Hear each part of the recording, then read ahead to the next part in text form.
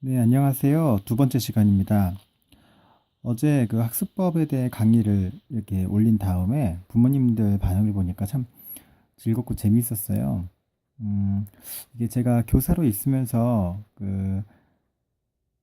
저희 어떤 교육관이라든지요, 이런 것들을 부모님께 말씀드릴 기회가 별로 없거든요. 상담 오시게 되면은 그 상담 내용은 주로 한 학생에 대해서 이야기가 되기 때문에 딱히 어떻게 저에 대해 설명하고 그러니까 이렇게 할 것이다라고 말씀드리기가 되게 어려워요. 학부모총회 때 잠깐 설명하고 뭐 그 정도로 넘어갑니다만 이번 기회에 이런 이야기들을 계속하면서 학교랑 부모님들 그러니까 가정 간의 그런 상호적인 교육이 이루어지면 좋겠다는 생각이 많이 듭니다. 그래서 이번 시간에 준비한 건 이제 정서에 대한 건데요.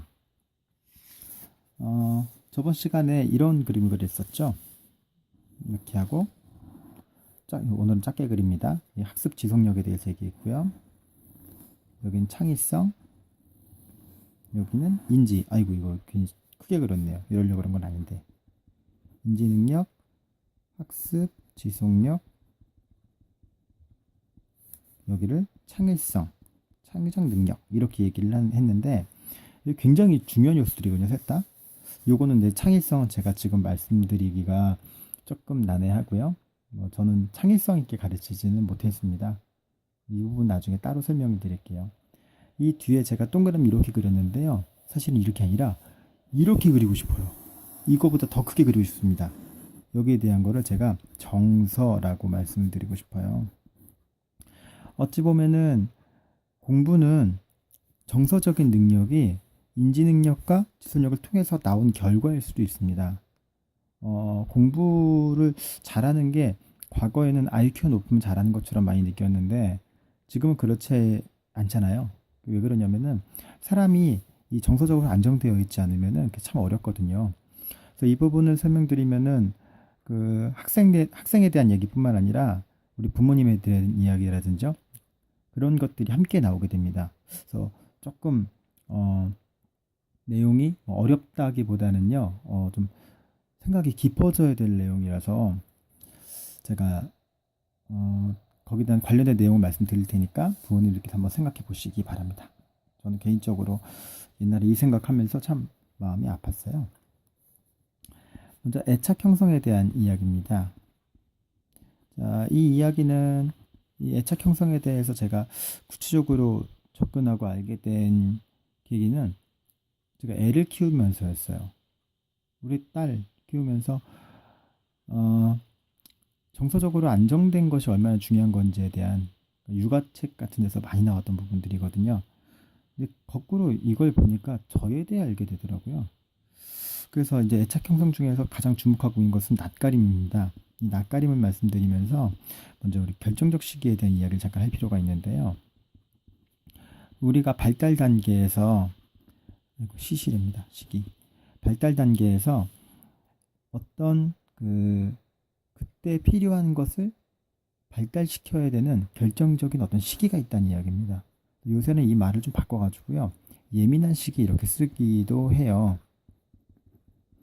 결정적 시기라고 말해보면은 그때가 지나가면 다시 못한다 이 얘기가 되고요. 예민한 시기는 그때가 특히 예민할 뿐이다 이 정도가 되는데 이 말이 더 맞는 것 같긴 합니다. 그래서 우리가 과거에 있었던 상처라든지요, 과거에 있었던 안 좋은 기억들, 어려움들 이런 것들이 특히 육아 과정에서는 어떤 결정적인 또는 예민한 어떤 시기에서 만들어지는데 그게 눈에 딱 보이는 게 하나가 낯가림이에요. 그래서 어떠셨나요? 낯가림 아이들 어떠셨어요? 흔히 이 낯가림을 할 때 세 가지의 형태로 그걸 구분을 하더라고요. 하나는 뭐냐면은 낯가림이 무지 심한 아이들입니다. 낯가림이 심한 아이들의 경우에는 딱 부모한테 붙어가지고 떨어지질 않죠. 누가 쳐다보기만 해도 울고. 쳐다보기만 해도 우는 거는 정상적인 행동인데요.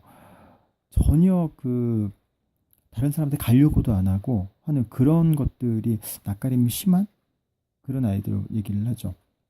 근데 또 어떤 경우에는요, 낯가림을 하긴 해요.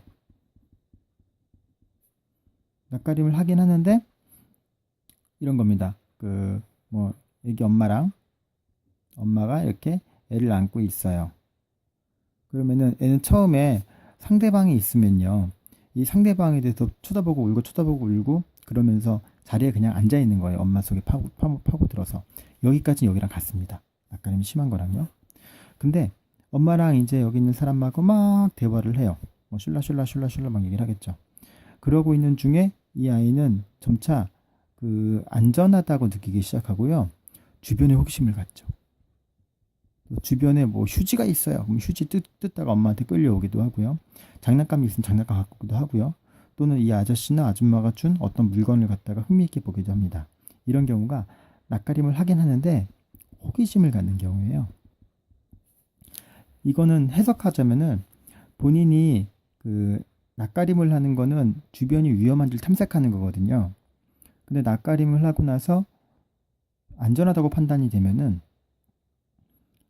주변에 호기심을 갖고 재밌어 하는 게 사람의 어떤 기본적인 모습 중에 하나입니다. 그래서 이 낯가림이 가장 좋은 케이스로 얘기를 하고요. 세 번째 경우, 낯가림을 안 하는 경우가 있어요. 이런 경우도 굉장히 특이해요. 물론 이게 이렇게 한다고 뭐 특별히 나쁘다 이런 건 아닌데요. 낯가림 현상 자체가 이게 좀 정상적인 현상이기 때문에 낯가림을 아예 안 하는 경우 중에서는 뭐 전에 보니까 뭐 자폐아들이 이런 경우가 있다 그러더라고요. 물론 낯가림 안 한다고 다 자폐아는 아닙니다만 낯가림 안 하는 것 또한 이상한 일이에요. 그래서 낯가림이 너무 심한 상황과 낯가림이 없는 상황, 그러니까 아예 이런 두 가지를 갖다가 불안정 애착이다 이렇게 이야기를 하고요. 아이고, 애착은 요것만 하나만 얘기할 수 없습니다만 현상만으로 판단하는 거죠. 낯가림을 하는데 호기심을 갖는 경우, 이런 걸 갖다가 안정 애착이다 이렇게 이야기를 하죠. 그래서 이 안정 애착을 가진 아이들과 불안정 애착을 가진 아이들은 언뜻 보기에는 별 차이가 없이 자라는 것처럼 보여요. 그래서 그냥 평생 보면 공부도 열심히 하고요. 다 그럽니다. 근데 이 둘은요, 정서적인 데서 굉장히 큰 차이를 보이기 시작해요.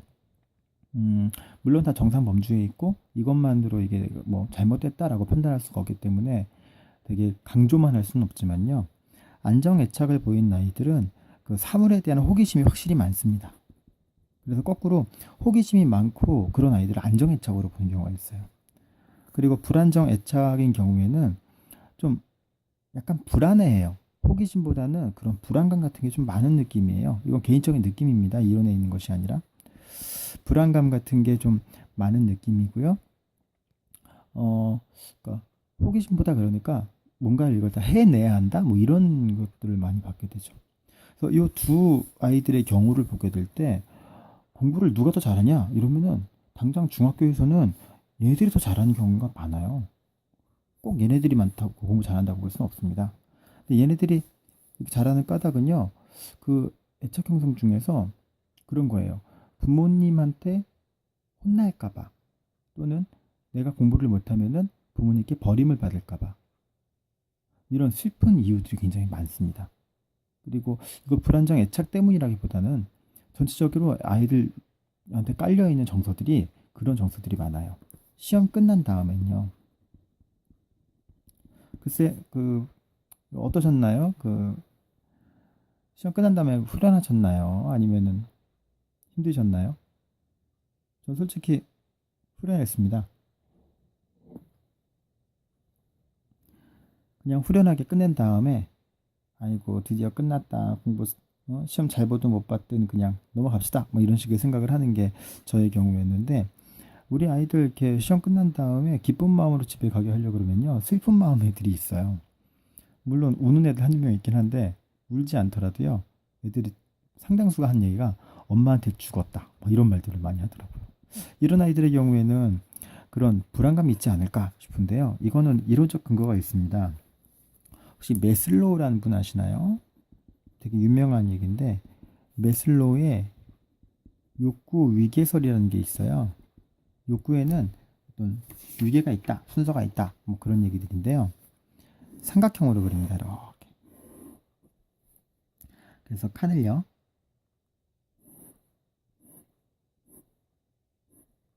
이렇게 나누죠. 맨 밑에 있는 욕구를 갖다가 신체적 생존 이렇게 얘기해요. 좀 더 그 디테일하게 설명하면요. 식욕, 성욕, 수면욕 이런 것들이죠. 그래서 기본적으로 우리는 이런 욕구들이 가장 기저에 깔려 있는데 바로 그 윗단계 욕구가요. 안전의 욕구예요. 그 뒤에 소속감, 그러니까 사랑을 받는 이런 욕구들이고요. 그 뒤에 위에가 자존감입니다. 자존감, 그리고 그 위에가 자아실현. 그래서 사람들이 가장 높이 평가하는, 그러니까 내가 모든 걸 다 이룬 상황에서는 자아실현을 위해서 꿈꾸게 되죠. 명예욕을 갖는다든지 이런 것도 여기 포함될 수 있어요. 자존감도 물론 포함되겠지만요. 그래서 기본적으로 우리는 이렇게 생각을 많이 해요. 신체적으로 생존을 한다. 이건 뭐 되잖아요. 우리 애들 뭐 먹는 거 누구 문제 있습니까? 뭐 자는 거 누가 힘들게 합니까? 그냥 우리 애들 편안하죠. 이거는 다 됐다고 생각을 해요. 안전의 욕구. 뭐 안전하죠. 이건 뭐 전쟁 납니까? 전쟁 안 나죠? 뭐 지나가다가 누가 저 갑자기 달려들어서 칼로 찌르거나 이런 생각은 뭐 전혀 없진 않지만 그런 생각 일반적으로 안 하잖아요. 우리는 안전하게 느끼고 있습니다. 소속감, 사랑. 여기서부터 차이가 나죠. 어딘가에 소속되어 있고 누군가의 사랑을 받고 있다. 이런 일의 경우에는 그 가정에서 하는 일들이 주로 얘기가 나오는데요. 여기서 이제 좀 사람마다 다르다. 그러니까 세모라고 할게요. 이게 되는 사람들은 자존감을 느끼는 여러 가지 행동들을, 그러니까 여러 가지 경험들을 갖고 싶어 합니다. 이것도 세모, 자아실현, 이게 세모. 우리는 기본적으로 요게 되어 있고요. 요거를 하는 중이다 라고 생각을 하시는 게요. 어른들입니다. 우리 아이들은요. 이 부분을 우리가 좀 이해해야 됩니다. 안전의 욕구가 세모예요. 또는 X입니다. 왜 그런지 아시나요? 아이들이 어떤 거냐면 우리 어렸을 때는 공부 못하면 엄마한테 맞잖아요. 솔직히 전 맞지 않았습니다. 오해하지 마시고요. 부모님한테 맞고 선생님한테 맞고 이런 것들이 안전의 욕구에 해당되는 거예요. 위험하죠. 근데 지금 아이들의 경우에는 어, 딱히 신체적인 안전 이런 것보다는요. 자신의 영혼의 안전 이렇게 이해하면 좀 편할 것 같아요. 자기가 공부를 못하거나 뭘 못하거나 이랬을 때 사람들이 나한테 뭐라고 한다라는 그런 의식이 안전의 욕구에 침해가 됩니다. 그래서 얘네들은 여기가 안 되기 때문에요. 이 위가 굉장히 어려운 거예요. 이거부터 해결해야 돼요. 전교 1등 해야 됩니다. 또 반에서 1등 해야 돼요. 적어도 평균 80 이상 돼야 됩니다. 90 이상 돼야 돼요. 왜냐면은 우리 엄마가 그렇게 얘기했거든요. 또는 내가 그렇게 생각했거든요. 옆 친구들 다 그렇게 하고 있거든요. 그러니까 그거를 해낸 다음에 이걸 안전하다고 생각하는데요. 시험의 특성이 애들을 발목을 잡아버려요. 시험은 이번에 내가 1등 했다고 해서 다음에 1등 한다고 보장이 없습니다. 1등 한다고 애들이 안전해지지 않아요. 애들은 그냥 불안합니다. 계속 세모와 X에 있는 거죠. 이런 아이들이 공부하기가 어려운 거예요. 이런 아이들은 뭔가 실패했을 때 그 실패에 대한 걸 과대 해석합니다. 아, 역시 난 안 되는구나. 이거 쉬운 거 아니니까. 그리고 성공에 대해서는 운이 좋은 것으로 치부합니다. 성취감을 느끼기가 어려운 거죠. 이런 아이들이 정말 많아요. 그래서 우리가 한번 생각해 봐야 될 부분들은 이런 거라고 생각해요. 그 아이들이 이런 욕구 위계의 설의 어떤 근거에 따랐을 때 어느 단계에 있느냐 하는 것들을 좀 생각해 볼 필요가 있다는 거죠. 지금 애착 형성에 대한 얘기를 이렇게 메슬로우의 이론까지 이야기를 하는 까닭은요. 이게 학습에서 정서적인 부분을 굉장히 많이 차지하기 때문이에요. 이 정서는요. 이게 좀 이것도 재밌는 이야기인데 원래 공부라는 거는 굉장히 재미있는 겁니다. 공부해 보신 분들 아시지만 수학 문제가 풀릴 때 쾌감 느끼잖아요. 국어 공부하다가 소설 나오면 정말 재밌지 않았어요? 시 나오고 이러면 시험보다 감동하는 경우도 있죠. 그런 식으로 공부는 원래 재미있는 걸로 시작하는 게 맞습니다. 원래 굉장히 재미있는 건데요. 근데 요 재미있는 게 정서적인 게 포함돼 가지고 재미가 아니라 과업이 되는 경우에 아이들은 이걸 재미를 아예 느끼지 못해 버려요. 그러니까 재미가 아니라 그냥 어떻게 꾸역꾸역 해야 되는 거죠. 그래서 하다 보면은 별 수 없이 그냥 이 상황을 이렇게 견뎌나가게 되는 겁니다. 그러면 견뎌나간다면은 얘네들 입장에서 하루는 거의 지옥이 되는 거죠. 아침에 와서 공부를 하긴 하는데 하고 싶진 않지만 해야 돼. 근데 막상 공부를 해보니까 공부하기 싫고 그래서 뭐 열심히 공부도 안 하고 이렇게 지내다가 나중에 시험 기간 다가오니까 이제 막 안전의 욕구에 막 불안감이 생겨요. 아 이거 어떡하나 이거 이러면 엄마한테 혼나는데 하고 열심히 또 하려고 하려다가 실패합니다. 엄마한테 혼납니다. 안전의 욕구 또 다운되죠. 그러니까 나는 왜 살고 있을까 하는 그 위에 부분들에 대해서 전혀 이제 힘을 못 쓰게 되는 거죠. 반대로 호기심을 갖는 애들은 여기서 달라요. 일단 실패에 대한 두려움이 없다는 게 특징입니다. 이 아이들은 안전의 욕구가 이미 돼 있는 거예요. 내가 공부를 잘하든 못하든 우리 부모님은 날 사랑하셔요. 내가 공부를 못해도 난 그래도 멋있잖아. 이렇게 생각하고 약간 정신 나가 보이죠? 근데 그런 아이들의 멘탈이 아주 자연스럽게 만들어질 때 이 힘들이 나옵니다. 음, 저의 경우에는 우리 어머니가 공부에 대해서 강조를 전혀 안 하셨어요. 근데 우리 어머니가 공부에 대해서 강조를 안 하셨던 거는 참 현명하셨던 것 같아요. 우리 어머니나 아버님 둘 다 그 옛날 분들이라서 초등학교도 못 나오신 분들이거든요. 글씨나 제대로 쓰기 좀 어려우신 분들인데 만약에 그런 우리 어머니가 또는 아버지가 저한테 너 왜 공부를 안 하냐 막 이런 식으로 얘기했으면은 저 되게 이상했을 것 같아요. 그게 아니라 지금 공부는 내가 하는 거고 내가 제일 많이 아는데 다른 사람이 막 간섭하는 꼴이 되잖아요. 그래서 우리 부모님이 저한테 강조하셨던 그런 부분은 그냥 착하게 살아라 이런 부분들이었고요. 그냥 항상 저한테 아유 넌 정말 우리 아들 착해 우리 아들 이뻐 말 잘 듣고 훌륭하고 이런 식으로 좋은 말씀 많이 해주셨어요. 근데 그게 우리 어머니나 아버님이 그 저한테 공부에 대해서 뭔가를 도와줄 방법이 없었기 때문이라는 것도 알고요. 근데 그게 저한테는 정말 크게 작용했습니다. 이걸로 해석하자면 그거죠. 저는 굉장히 안전했어요. 누가 아무도 뭐라 안 했어요. 진짜 내가 너무 심하게 공부 안 할 때 엄마가 딱 한 번 얘기한 적이 있습니다. 의고에 있을 때 딱 한 번. 그 말 듣고 아이고 내가 어지간히 안 했나 보다 하고 공부를 한 적은 있습니다. 그리고 소속감과 사랑 아유 좀 많이 받았죠. 그냥 우리 엄마 무조건 저 믿었어요. 계속 받았습니다. 자존감 이 부분이 전체 재미있었는데 제가 얻었던 자존감은 사실 공부보단 다른 일들이었어요. 뭐 그림 그려가지고 만화 그리는 거 좋아하고요.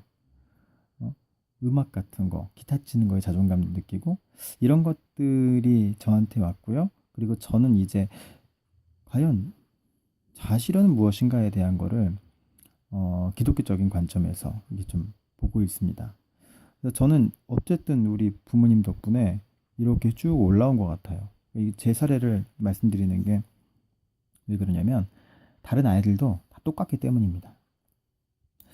학생들 보면은 막 이름을 언급하기는 어려운데요. 정말 훌륭한 아이들 많아요. 그러니까 제가 어렸을 때 저보다 훨씬 더 잘하는 아이들입니다.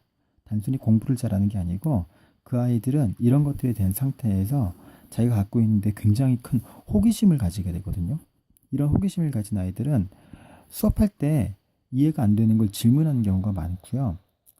눈치는 좀 보이잖아요. 애들이 볼 때 이거 갖다가 자꾸 물어보고 이러면은 잘난 척하는 것 같고 이러니까 몰래 와서 물어보기도 하고 그런 이해가 되는 그런 걸 경험한 다음에 그 다음에 이제 그 자신의 공부에 더 큰 영향을 끼치게 됩니다. 그래서 생각해 보면은 이 공부가 재미로 이어지는 경우가 저는 공부에 있어서는 가장 훌륭한 방법이라고 생각을 해요. 뭐 이런 거 아닐까요? 우리가 초등학교 1학년 때 문제를 갖다가 초등학교 6학년 아이가 이걸 풀어요. 그럼 너무 쉽지 않아요? 그러면 날 무시하는 기분까지 들죠. 그래서 아주 기분 좋게 풀어버립니다. 너무 만만해서. 얘가 나중에 중학교 2, 3학년 얘가요. 뭐 중학교 아니 초등학교 6학년 한다 그럴까요? 그러면은 이것도 꽤 만만할걸요? 근데 고등학교 3학년 돼 가지고 수학의 정석 공부한 애들이 중3 뭐 이런 아이들의 수학을 보면요. 만만해요. 재밌어요. 요즘 막 풀어주고 그럽니다. 그래서 요 정도 된 수준의 아이들이 요걸 이렇게 각 단계별로 더 잘하는 까닭은 그 이제 많이 공부했기 때문이잖아요. 근데 재미를 얻는 아이들은요. 각 단계별로 그 상위에 위치해 있습니다. 예를 들어서 어떤 수학을 문제를 풀잖아요. 근데 이 수학의 난이도가 이만큼이라면은 수학이 재밌어서 열심히 공부하고 막 그냥 풀고 막 놀던 애들은 그 수학보다 더 위에 있는 단계에 자기의 수준이 가 있는 상태입니다. 그래서 꼭 고3이 고1 거 푸는 것 같은 그런 느낌으로 수학을 공부하게 된다는 거죠. 자, 이거 거짓말 같으신가요? 정말 그래요. 이거 사례들이 너무 많은데 그 중에서 이제 제가 가진 사례를 말씀드리면은 저는 고등학교 때 철학을 좋아했거든요. 그때 논술 공부하다가 철학과 논리에 빠져가지고 한동안 데카르트, 뭐 칸트 이런 거 좋아하고 다녔습니다. 근데 이 철학을 공부해 보니까요. 여기에 관련된 많은 게 하위인 거예요. 특히 그 국어 중에서 논리 부분 있잖아요. 그 부분은 이걸 하위 영역에 포함되고요. 그 다음에 역사. 역사가 철학의 역사를 중심으로 간다는 거를 그때 알았습니다. 근데 골 때리게 돼요. 과학. 과학이 맨 처음에 철학으로 시작됐네요. 그러니까 이게 다 흥미가 있어 버린 거예요. 그래서 철학을 중심으로 얘네들을 적용시키면서 공부하니까 재밌잖아요. 그래서 이때 성적이 많이 올랐는데 물론 이래서 제가 뭐 항상 100점 맞았다 이런 말씀은 아니지만 이런 재미를 가진 사람들한테는 다른 단계로 공부들이 보일 수 있다는 이야기예요. 그래서 정서는 가장 중요한 거는 그 정서적인 안정이 가지고 있는 재미, 즉 호기심입니다. 이 호기심 부분을 우리가 어떻게 아이들한테 이끌어내느냐가 공부에서 이제 가장 중요한 요소다라고 이야기를 할 수 있죠. 네, 지금 애착 형성에 대한 이야기를 했는데요. 이거는 뭐 공부에서 이야기를 말씀을 드렸지만 사실은 애착 형성은 우리가 평생 사는 가운데서 가장 그 많이 드러나는 그런 걸 거예요. 그래서 우리 아이들에 대해서 한번 지켜보시고 그리고 우리 학생들 이걸 보시고 있는 학생들은 내 상태가 어떻구나라는 거를 이해를 하게 되면은 일단 이해가 되면은 그 다음부터는 자기가 만들어갈 수 있어요.